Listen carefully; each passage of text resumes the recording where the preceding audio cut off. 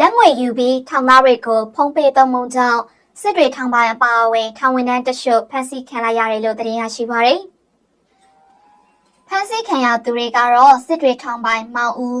ထောင်အရာရှိတူဦးဖြစ်တဲ့ထွန်းကျော်နဲ့နောက်ထပ်ထောင်ဝန်ထမ်း3ဦးတို့ဖြစ်ကြတယ်လို့အမည်မဖော်လိုတဲ့အချင်းထောင်ဝန်ထမ်းမိသားစုတယောက်ကနရီစရာကိုပြောပါရယ်။ထောင်ပိုင်းမောင်ဦးကိုတော့ဇန်နဝါရီလ18ရက်နေ့ည10:00နာရီလောက်မှာ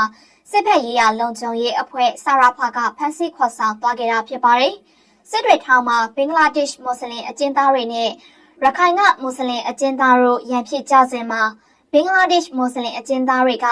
စစ်တွေမှာရှိတဲ့ဘင်္ဂလားဒေ့ရှ်ကောင်စစ်ဝင်ရုံးကိုဖုံးဆက်တိုင်ကြားခဲ့တဲ့အတွက်စစ်ကောင်မရှင်ကလည်းဒီဖြစ်စဉ်ကိုသိရှိသွားပြီးတဲ့နောက်ဇန်နဝါရီလ12ရက်နေ့ည8:00နာရီလောက်မှာစာရဖကစစ်တွေအကျဉ်းထောင်ကိုဝင်ရောက်စစ်ဆေးခဲ့တာပါ။စစ်ဆေးမှုတွေပြုလုပ်ပြီးတဲ့နောက်ဇန်နဝါရီလ18ရက်နေ့မှာထောင်ပိုင်းကိုပါဖမ်းဆီးလိုက်တာဖြစ်ပါတယ်။အကျဉ်းထောင်တွေမှာဖုံးအုံပြုခွင့်မပေးပေမဲ့ထောင်အတွင်းမှာငွေကြေးရယူကအုံပြုခွင့်ပေးထားရကနေပြဿနာတွေတက်ပြီးတဲ့နောက်အခုလိုဖမ်းဆီးမှုတွေဖြစ်ပွားခဲ့ရတာလည်းဖြစ်ပါတယ်။စစ်တွေထောင်ကိုဝင်ရောက်စစ်ဆေးစဉ်အတွင်းဖုံးလုံးရေ90လောက်ကိုစာရဖအဖွဲ့ကတင်စီရမိခဲ့တယ်လို့သိရပါတယ်ရှင်။